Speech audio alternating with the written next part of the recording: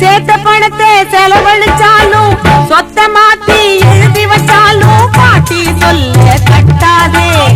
அப்படியே சென்னைக்கு போகலான்றதுக்கோசரம் வரும்போது நைட்டு 12 மணிலிருந்து அங்கே ஒருத்தர் படுத்துருக்காரு, இங்கே ஒரு 4-5 பேர் இங்கே படுத்துருக்காங்க.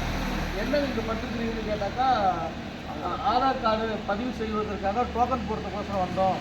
அப்போ நாங்கள் டோக்கன் போடும்போது வந்துருந்தாங்க, இந்த நேரத்தில் டோக்கன் போட்டாங்க எங்களுக்கு சீக்கிரமாக ஆதார் கார்டு கிடைக்கும், இல்லாட்டா நீங்கள் பதிவு செய்யலை அப்படின்னாக்கா உங்களுக்கு ஆதார் கார்டு கொடுக்க முடியாது அப்படின்னு சொல்கிறாங்க அப்படின்னு சொல்லிட்டு நிறைய பேர் என்கிட்ட சொன்னாங்க. அதுக்கோசரம் ஏன் அந்த கொசுக்கட்டில் வந்து இவ்வளோ பேர் இங்கே படுத்து கிடக்குறீங்க அப்படின்னு கேட்டதுக்கு, அப்புறம் என்னங்க பண்ணுறது எங்களுக்கு தலைவலி இதுதான் அப்படின்னு சொன்னதுனால அன்றைக்கி என்னால் எந்த விதமான ஆதாரமும் என்னால் எடுக்க முடியல. ஏன்னா நான் அன்றைக்கி வேறு ஒரு அர்ஜென்ட் வேலையாக போனதுனால என்னால் எடுக்க முடியல. இப்போ என்னன்னா நான் டச்சில் இன்றைக்கும் அதே போல் வந்தேன். போன வாரம் நான் இது சார்ந்த விஷயம் நான் விருத்தாசலத்துக்கு ஒரு கம்ப்ளைண்ட் போட்டேன். இதேமாதிரி ஆதார் கார்டுக்கோசரம் மக்கள் வந்து நிறைய பேர் ரோட்டில் படுத்து கிடக்குறாங்க, ஒரு கொசுக்கட்டி தான்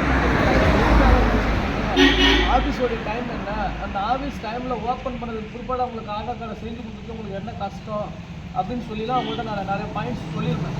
அது சார்ந்து இந்த ஹெட் ஆஃபீஸ்க்கு தகவல் சொல்வதாக எனக்கு ஒரு தகவல் கிடச்சிது. நான் போங்க நான் சொல்லி விட்றேன், அதே மாதிரி இஷ்யூ நடக்கிறது எனக்கு தெரியல அப்படின்னு சொல்லி சொன்னாங்க. இப்போ அதனால தான் சரி, இப்போ நீங்கள் 3 பேர் இங்கே காவ காத்துக்கிட்டு ஐயா, நீங்களும் ஆதாருக்கு தான் வந்தீங்களா? ஆதாருக்கு தான் வந்தீங்களா? அப்போ நில்லுங்க, ஒன்றும் இல்லை ஒன்று அப்படியே நில்லுங்க. ஆதார் கார்டுக்காக தான் வந்தீங்க, நில்லுங்க, ஒன்றும் பிரச்சனை இல்லை.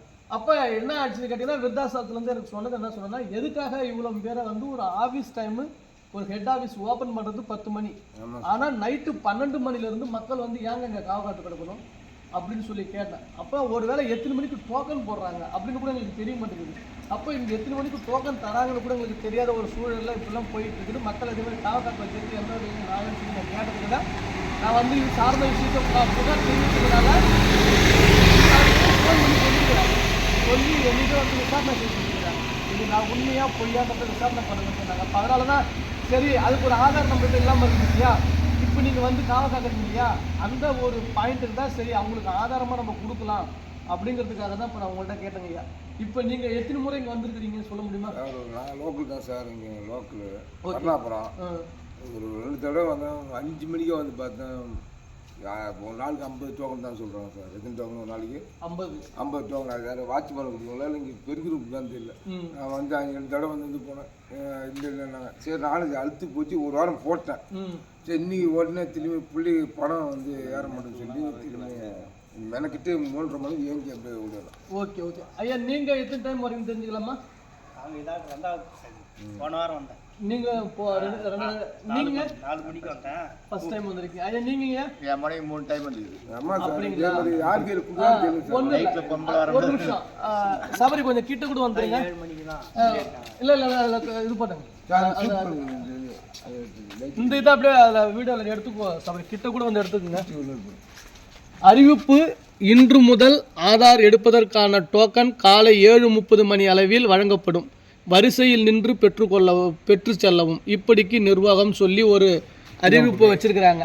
7:30 மணிக்கு தான் டோக்கனே கொடுப்போம்னு சொல்லக்கூடிய சூழலில் பொதுமக்கள் காப்பாற்றுவதற்கு என்ன விஷயம் இருக்குன்னு தெரியல. அந்த அளவுக்கு மக்களை நசுக்கிறாங்க. ஆதார் கார்டில் ஏகப்பட்ட இஷ்யூஸ் இருக்குது. ஆதார் கார்டில் வந்து பார்த்திங்கன்னா டிஜிட்டல் மயமாக்கப்பட்ட பிறப்பு சான்று தான் கொடுத்தீங்கன்னா தான் நம்ம பிள்ளைங்களுக்கு உண்டான ஆதாரில் திருத்தம் செய்வோம் அப்படின்லாம் சொல்லி சொல்கிறாங்க. இந்த பிரச்சனையை சரியான முறையில் அவங்களுக்கு வழிநடத்துமாறு இதேமாரி அஞ்சலகத்துறையுடைய உயர் அதிகாரிகளுக்கு என்னுடைய கனிவான ஒரு பரிந்துரையை செய்கிறேன். அது சரியான முறையில் செய்து இந்த கள்ளக்குறிச்சி மாவட்டத்தில் இருக்கக்கூடிய எண்ணற்ற பொதுமக்களுக்கான விஷயங்களை சரியான முறையில் வழங்குமாறு தாழ்மையுடன் கேட்டுக்கொள்கிறேன். ஓகேங்க, நீங்கள் பாருங்கள். அடுத்தது கண்டிப்பாக இது சம்மந்தமாக நான்